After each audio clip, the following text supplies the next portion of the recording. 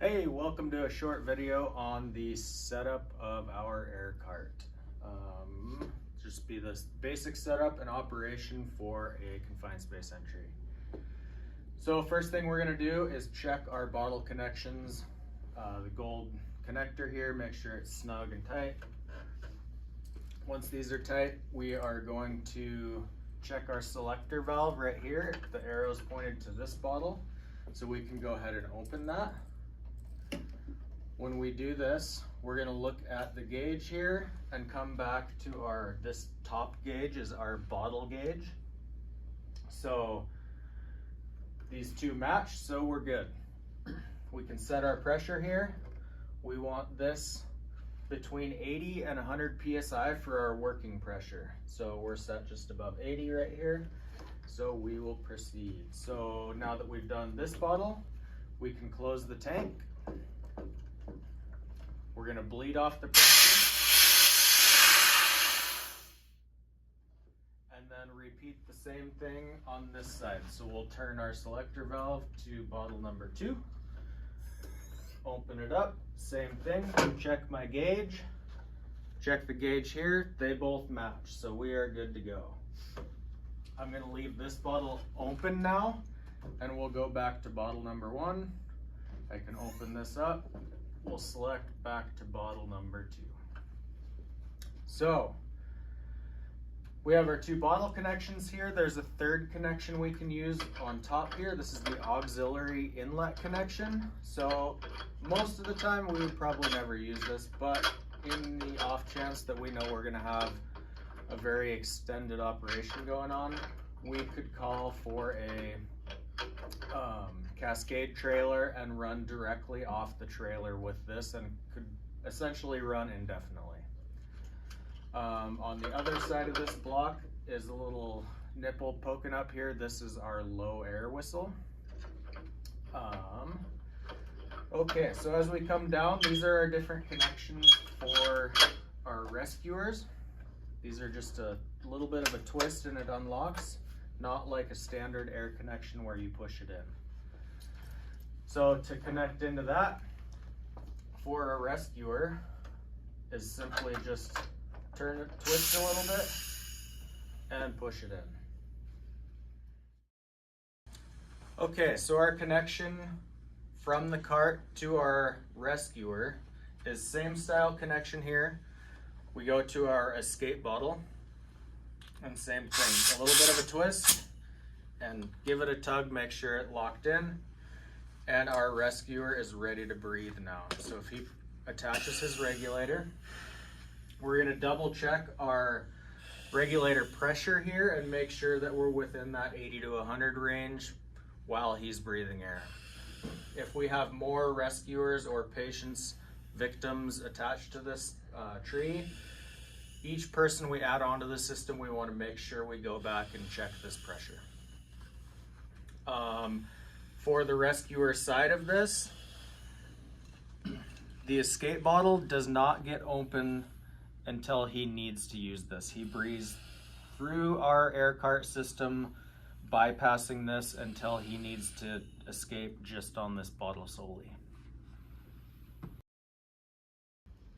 Okay, so below our manifold here, we have another piece added onto the bottom of it. There's a regulator. This is used for pneumatic tools. So the operation of this is same thing, 80 to 100 psi, and we will probably, most tools are happy in the 100 psi range. So we're going to set this based off what tool we're going to be using. And we can use that in conjunction with this.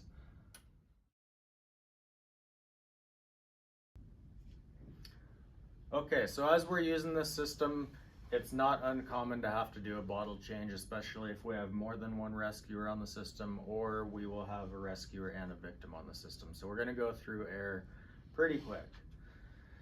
So in order to do this changeover, I need to double check, make sure my bottle on the second side is open. Turn it all the way till it stops, make sure it's all the way open. This one is. We're going to change our selector to bottle number 2. Okay, we are now on bottle number 2. Check my pressures, they still match, and then I'm gonna double check my regulator for the working side of this. We're still within our range, so we can continue. At this time, now that we're on this, we're running, our pressures are good, we can change the bottle on the other side, and Shoop will show you that process. Okay, I'm gonna make sure my bottle's turned all the way off. I'm gonna open the bleeder valve first. And then loosen these straps. Unscrewing it from the bottle.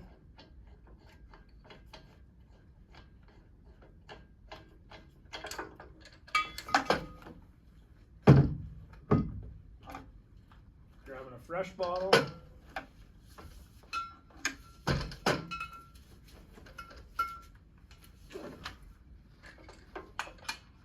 Reconnecting. Okay, once the threads are lined up and screwed back on, you're going to turn your bottle all the way on. Make sure your bleeder's closed.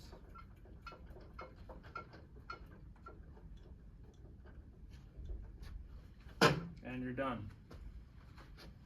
So we can repeat this process many times and run indefinitely as long as we have plenty of full bottles to circulate through the system. Okay, now we're going to cover shutting this system down. So what we're going to start with, we're going to close both bottles. Make sure they're all the way closed. And then both lines going from the bottle to our tree are going to get the lines bled off.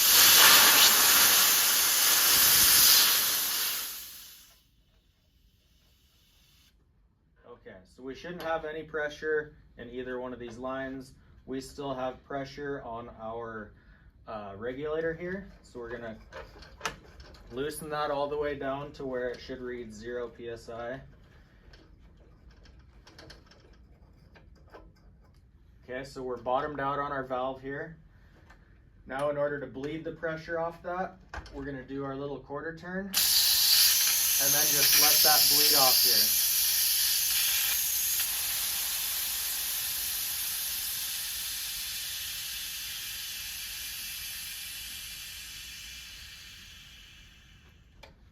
Okay, so the way I did that was did our little quarter turn to release it, but have this in enough to where that air can escape the system. We can pull that out now. We'll double check. We're 0 here, 0 here, and now we can recycle the system, make sure our bottles are topped off, and stow it back on the truck ready to use. And that is the basic setup and operation of our air cart.